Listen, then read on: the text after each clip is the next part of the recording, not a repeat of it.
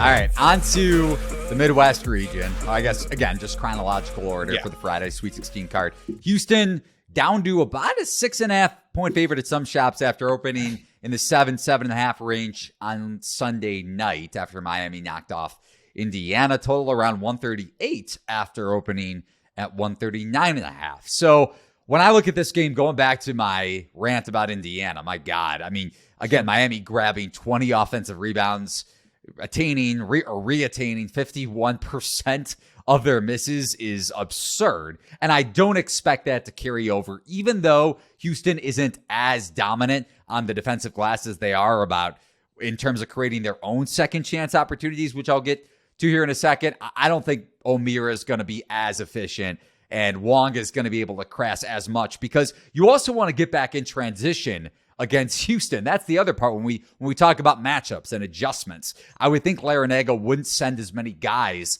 at the offensive glass because you don't want to let Sasser and Shed leak out, especially since they do have time to get back from their respective injuries. Sasser dealing with the groin injury and Shed with the knee. I actually think they looked okay, better than I thought. Yeah, me too. I agree. For sure, against Auburn on Saturday. And then the other mismatch for me, not only with the offensive glass, again, this is arguably over the last 4 or 5 years, the best gang rebounding team when it comes to creating second chance shots in Calvin Sampson. Sampson enforces every single game, no matter the opponent, to get to the offensive glass, lapsing his transition defense a little bit, or again, not being as concerned with that area. The pick and roll coverage for Miami, because not only do they rank bottom 30 overall on shot quality when it comes to pick and roll, it's bad, but they also rank bottom 30 on synergy. So this is a team that can get completely exploited in pick and roll. And I would expect Houston goes to that pick and roll a lot. Top 25, top 26 in terms of the frequency there. So they're going to test it. Right, with Walker, the 5-star freshman, and Roberts. So, I think Houston has a lot of mismatches here. The line might be, even at 6.5, still a little inflated. But I also think the nature of the way the Indiana game went down, like I've hit on a lot in the second half with those second chance opportunities and Indiana's energy and effort being down as well. That's my concern with the number moving towards Miami. So Houston might, by the time this line closes, I don't think it's going to get down to 5.5 or 6, but you can make the case that Houston might be a little undervalued. I agree. I'm going to be laying the number. If I already got the 6.5, I'd love to maybe touch 6 up again. But no, I think this is a good spot for them. Houston usually performs very well against teams that cannot handle that pick and roll ball screen action.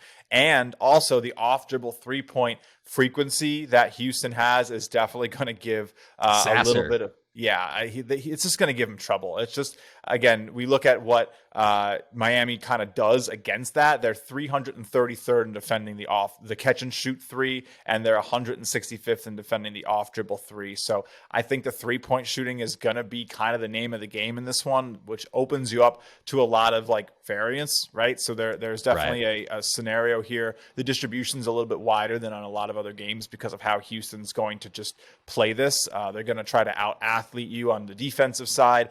They've shown that they really can defend almost any shot type. They don't really have too many problems, right? They limit the rim and 3 shot quality points per possession, top 40.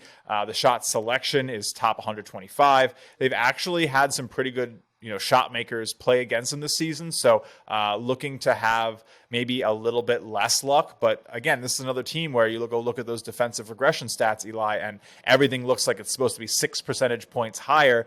Yep. This is another team that likely is just able to routinely outperform defensive expectations based on the quality of shots. They get in your head, they get in your face, they close out really well. The athletes are bigger here than against some other teams. I really like this Houston team. I think people are a little down. We get so much of this injury media blitz, right? You hear about every little injury. Is this player okay? Is that player okay?